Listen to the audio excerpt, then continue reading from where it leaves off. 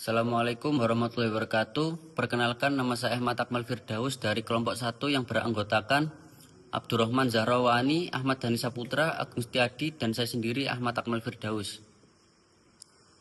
Di sini kami akan mempresentasikan materi yang berjudulkan penerapan matriks pada teknik sipil.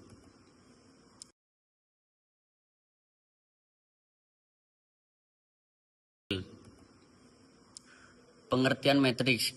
Matriks adalah angka-angka yang disusun sedemikian sehingga menyerupai persegi panjang berdasarkan urutan baris dan kolom. Angka-angka yang menyusun matriks disebut sebagai unsur atau elemen. Umumnya matriks berada di dalam tanda kurung dan dinyatakan sebagai huruf kapital. Sementara itu, unsur atau elemen dinyatakan sebagai huruf kecil serta memiliki indeks. Indeks tersebut menyatakan letak baris dan kolom unsur. Baris adalah susunan angka yang arahnya horizontal atau mendatar. Penerapan di dalam teknik sipil. Representasi matematis, analisis struktural, pemodelan jaringan, estimasi biaya konstruksi, estimasi waktu pengerjaan proyek, analisis keandalan. Hubungan matriks dengan teknik sipil. Matriks merupakan salah satu ilmu matematika yang kuat dan sering digunakan dalam berbagai bidang termasuk teknik sipil. Matriks memberikan cara yang efisien untuk mengorganisir, menganalisis, dan memanipulasi data yang berhubungan dengan sistem struktural, pemodelan analisis, dan perencanaan di bidang teknik sipil. Berikut adalah beberapa alasan dan penerapan matriks di dalam teknik sipil. Oke, perkenalkan, nama saya Agung Setiadi. Saya di sini akan melanjutkan penjelasan yang sudah dijelaskan oleh Mas Akmal sebelumnya. Nah, di sini nomor 1, representasi matriks. Matriks menyediakan cara yang efisien untuk mempresentasikan sistem kompleks yang ada dalam bidang teknik sipil, sistem struktural jaringan transportasi, sistem air, dan banyak elemen lainnya dapat direpresentasikan menggunakan matriks. Representasi matematis ini memungkinkan engineer sipil untuk menganalisis dan memanipulasi data dengan lebih mudah. Nah, nomor 2, analisis struktural. Matriks digunakan dalam analisis struktural untuk memodelkan perilaku struktur. Matriks struktur memungkinkan insinyur untuk menganalisis antara elemen struktural seperti balok, kolom, dan pondasi. Dengan menggunakan matriks, perhitungan terkait deformasi, tegangan, kekakuan, dan faktor-faktor lainnya dapat dilakukan dengan lebih sistematis. Nah, selanjutnya nomor 3 yaitu pemodelan jaringan. Dalam teknik sipil, jaringan transportasi seperti jaringan jalan, jaringan saluran air, atau jaringan distribusi listrik perlu dianalisis dan direncanakan dengan cermat. Matriks digunakan untuk memodelkan hubungan antara simpul dalam jaringan tersebut, aliran yang melewatinya, dan batasan-batasan yang relevan. Dengan menggunakan matriks, perencana dapat menganalisis performa jaringan, mengoptimalkan rute atau aliran, dan mengidentifikasi titik-titik kelemahan dalam sistem. Nah, selanjutnya nomor 4 yaitu estimasi biaya dan waktu. Nah, di sini matriks dapat digunakan untuk memodelkan hubungan antara elemen-elemen proyek konstruksi dan estimasi biaya yang terkait.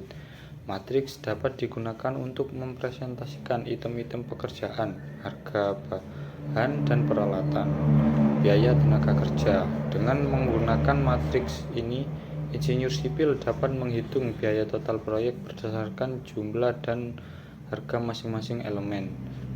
Sedangkan matriks juga dapat digunakan untuk memodelkan hubungan antara berbagai aktivitas konstruksi dan estimasi waktu yang diperlukan untuk menyelesaikannya. Matriks jadwal schedule matriks dapat digunakan untuk mempresentasikan urutan aktivitas. Dengan menggunakan matriks ini, insinyur sipil dapat membuat jadwal proyek yang realistis dan memperkirakan waktu penyelesaian proyek. Nah, selanjutnya nomor 5 yaitu analisis keandalan. Nah, di sini matriks digunakan dalam menganalisis keandalan struktur dan memodelkan variasi beban dan ketidakpastian dalam material. Dengan menggunakan metode matriks, Insinyur dapat memperkirakan keadaan struktur dengan mempertimbangkan faktor-faktor seperti kekuatan material, variasi beban, dan kegagalan yang mungkin terjadi. Nah, selanjutnya yaitu adapun contoh penerapan dalam dunia teknik sipil. Nah, di sini sebuah perusahaan ingin membangun 3 buah gedung untuk menjalankan bisnisnya. Perusahaan ini mengundang 3 kontraktor agar masing-masing mengajukan penawaran untuk pembangunan gedung tersebut. Data penawaran yang diajukan berupa lamanya pengerjaan setiap gedung dari masing-masing kontraktor. Ini dalam satuan 1 miliar per tahun. Nah, setiap kontraktor hanya dapat membangun 1 buah gedung, sehingga perusahaan tersebut harus menetapkan gedung yang manakah masing-masing kontraktor harus ditugaskan. Nah, pada gedung yang manakah masing-masing kontraktor harus ditugaskan untuk meminimumkan pengeluaran. Oke, nama saya Atur Rahman Sarawani. Di sini saya akan melanjutkan dari Mas Agung. Di sini ada data penawaran kontraktor, yaitu kontraktor 1 mendapatkan penawaran gedung 1 yaitu 3 tahun, gedung 2 4,7 tahun, dan gedung 3 2,5 tahun. Dan kontraktor 2 mendapatkan penawaran gedung 1 yaitu 2,3 tahun, gedung 2 5 tahun, gedung 3 3 tahun. Yang kontraktor 3 mendapatkan penawaran gedung 1 yaitu 4 tahun, gedung 2 4,2 tahun, dan gedung 3 3 tahun. Oke, yang selanjutnya ada penyelesaian. Dengan menyelesaikan masalah ini, data penawaran dapat dinyatakan dalam bentuk matriks 3x3. Nah, di situ ada gambar atau angka di tengah. Itu data penawaran yang tadi berbagai kontraktor 1 sampai 3.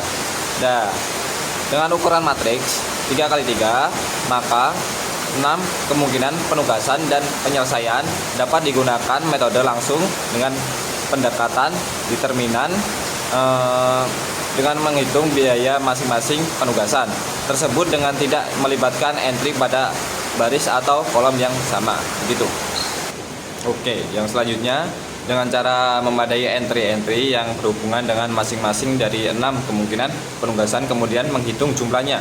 Nah, itu ada gambaran lagi cara penghitungan. Dari hasil penghitungan tersebut diambil hasil yang memiliki nilai paling kecil yaitu 9 miliar, di mana penugasan setiap gedung diberikan kepada kontraktor 1 yaitu gedung 3, kontraktor 2 gedung 1, dan kontraktor 3 adalah gedung 2. Sekian, terima kasih.